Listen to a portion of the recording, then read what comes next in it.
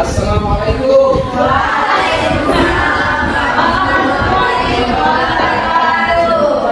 Semangat sekali ya. Gimana kabar hari ini?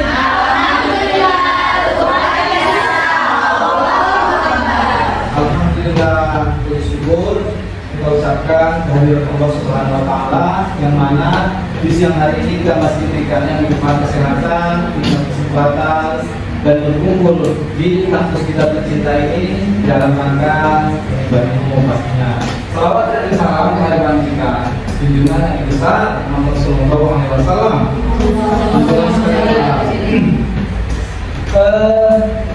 Hari ini kawan-kawan ada yang tidak hadir atau hadir semua ya?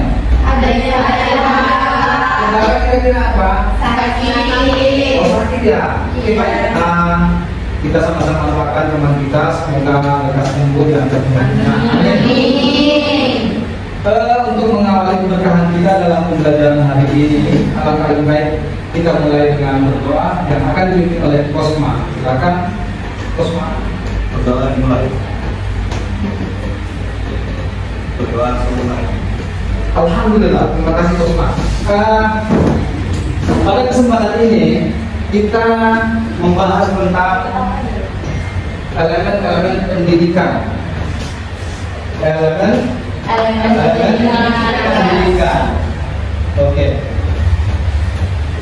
Elemen-elemen pendidikan ini diharapkan supaya mahasiswa mampu menerapkan elemen-elemen pendidikan dalam perspektif Islam.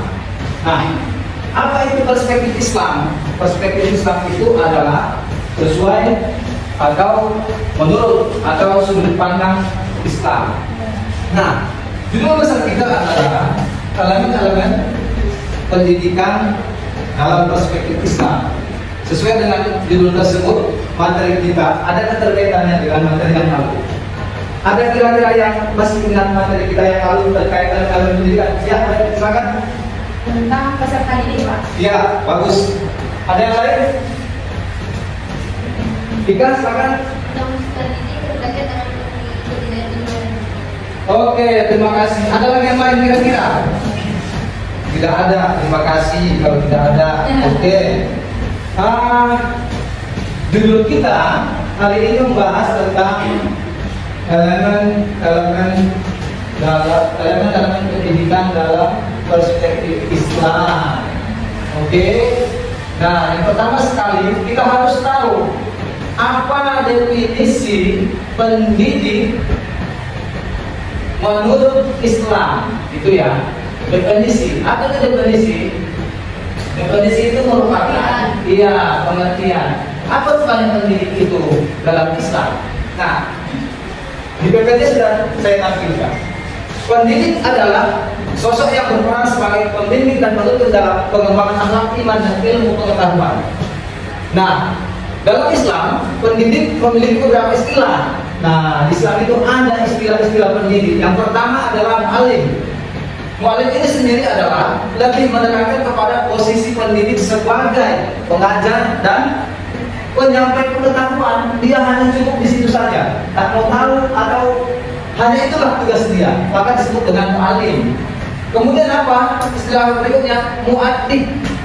Nah, mu'addib ini lebih menekankan bahwasanya seorang pendidik harus lebih mengedepankan pembinaan moral dan akhlak peserta didik dengan keteladanan. Artinya mencontohkan, memberikan contoh yang baik dan secara kontinu berulang-ulang diberikan contoh kepada anak agar supaya terbiasa. Dengan keterbiasaan itu maka karakter anak, akhlak anak insya Allah akan lebih baik. Kemudian istilah yang ketiga adalah murabbi. Nah, ini apa yang dikatakan dengan murabbi itu di sini terkait pendidik, yaitu lebih menekankan pengembangan dan pemeliharaan baik dalam aspek jasmaniah maupun ruhaniyah. Jadi memang pendidik itu harus juga memperhatikan perkembangan jasmani anak dan ruhaniyah. Ruhaniyah itu apa kira-kira? Kejiwaan. Jangan pula terganggu jiwa anak itu. Si pendidik tak memahami. Jadi harus ada kedekatan, rangkul anak itu, biar supaya anak itu bisa merasakan apa namanya interaksi yang bukan seperti ayah gitu ya. Nah kemudian apa mursyid? Nah mursyid ini adalah menjadi pemimpin yang memberikan arahan ke jalan yang benar. Dia mengarahkan, nah kamu tidak baik itu, ini yang harusnya kamu ikuti jalan ini begitu. Kemudian ustaz ini sangat familiar. Di mana-mana berjumpa dengan guru, assalamualaikum ustaz, gitu ya. Assalamualaikum ustaz. Jangan sekali kita mendengar assalamualaikum muhammad, jangan. Tapi yang lebih sering itu adalah ustaz. Karena seorang muslim, nah apalagi dia seorang pengajar guru, udah kemana? Artinya sebutan itu ustaz. Itu ya kita katakan dengan ustaz. Oke. Sampai di sini kira-kira dari definisi itu menurut Islam ada yang bisa menyampaikan argumentasinya. Apa kira-kira? Selain dari pendidik adalah seorang yang berperan sebagai pembimbing dan penuntut dalam pengembangan anak iman dan ilmu pengetahuan. Atau kita sepakat dengan ini? Atau ada yang ingin menguatkan argumentasinya? Silakan. Sepakat ya? Oke ya harus sepakat karena memang pembina akhlak iman ya pengetahuan harus memperbaiki ketiganya. Jangan apa istilahnya itu timbal apa tidak seimbang gitu ya. Jadi tidak seimbang dia. Nah terkait di istilah yang kedua muadzib tadi membahas tentang menanyakan pendidikan sebagai pembina moralitas.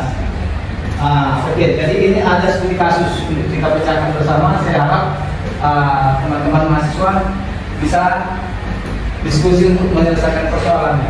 Oke, saya harap bisa mengikuti aturan yang saya berikan. Coba hitung dari 1 sampai 3. 1, 2, 3, 1, 2, 3, 1, 2, 3, 1, 2, 3, 1, 2, 3. Oke ya, oke terima kasih. Saya harap yang 1 ke 1, yang 2 ke 2, yang 3 ke 3. Silakan dari sekarang.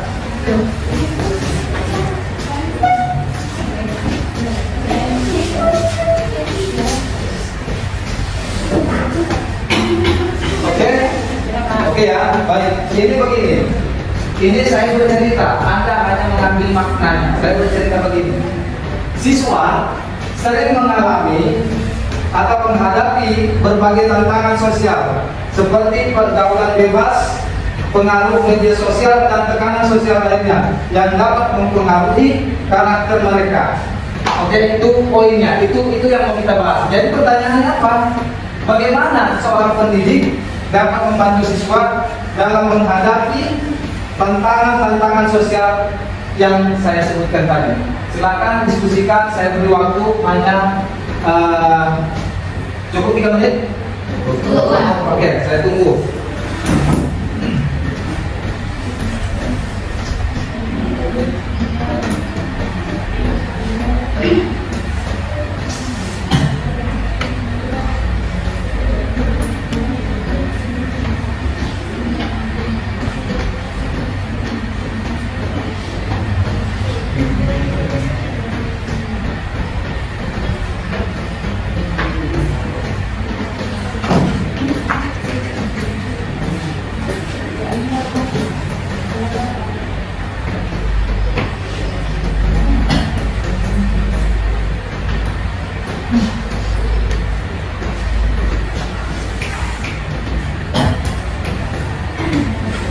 Oke, ya, yang berani tampil dulu silakan presentasikan cukup di tempat duduknya saja. Silakan. Ya silakan perkenalkan dari kelompok, nama dari kelompok. Nama saya Nazwa Maulana dari kelompok 3. Jadi tadi pertanyaannya bagaimana para pendidik untuk menghadapi tantangan sosial. Yaitu dengan sebagai seorang pendidik itu harus memberikan contoh yang baik sebagai seorang pendidik. Dan seorang pendidik juga harus bisa membedakan antara suasana lingkungan dan sekolah. Jika di rumah ada masalah jangan dibawa ke sekolah, karena itu dapat mengganggu kejiwaan seorang siswa juga. Jika gurunya seorang pengarang, maka siswanya bagaimana lagi? Ya, terima kasih. Oke baik, terima kasih. Berikan aplaus dulu. Yang lain. Oke silakan perkenalkan dari kelompok berapa? Nama saya dari kelompok 1. Di sini kita tuh sebagai pendidik kita harus menegur siswanya kalau siswanya itu ada kesalahan harus dikasih tahu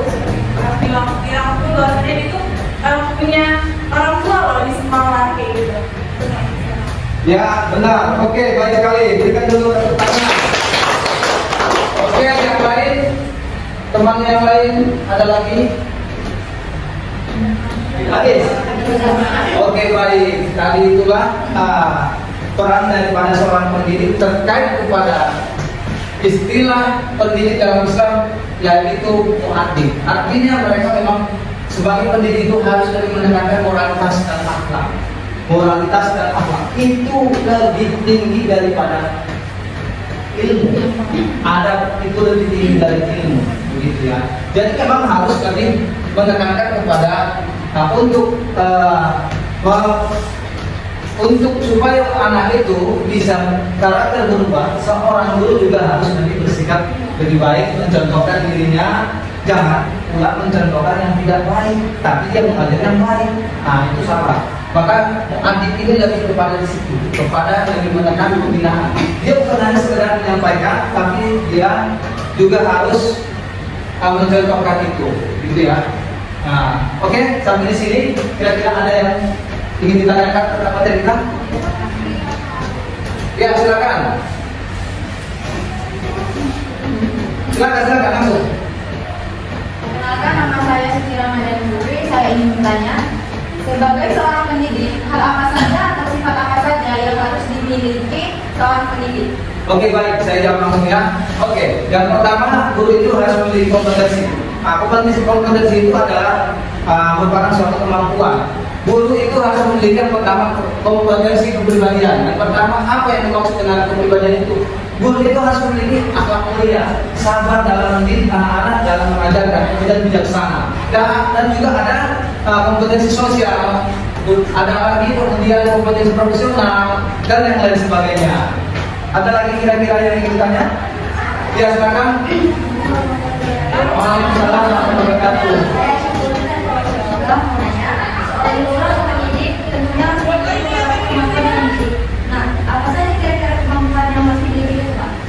Kemampuan yang dimiliki itu tadi kemarin juga, kemampuannya itu harus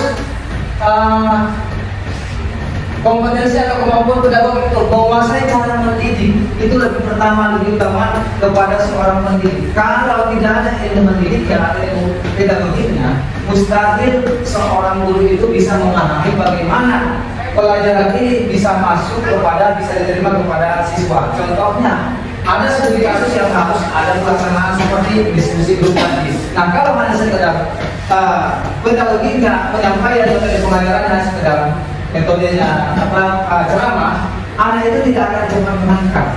Contohnya apa? Umpamanya dalam sholat yang jamak atau yang sholat masbuk, itu tidak bisa diceramahkan kalau tidak ada prakteknya, gitu ya. Ada kira-kira pertanyaan? Oke, jadi berhubung kita ada pertanyaan, kita cukupkan saja pembelajaran kita hari ini, yang mana dari materi kita ini yaitu dapat disimpulkan bahwasanya pendidik dalam perspektif Islam adalah sosok yang bertugas membina akal dan iman serta mengajarkan ilmu dengan ikhlas. Oke, cukup sekian. Wabillahi taufiq wal hidayah. Assalamualaikum warahmatullahi wabarakatuh.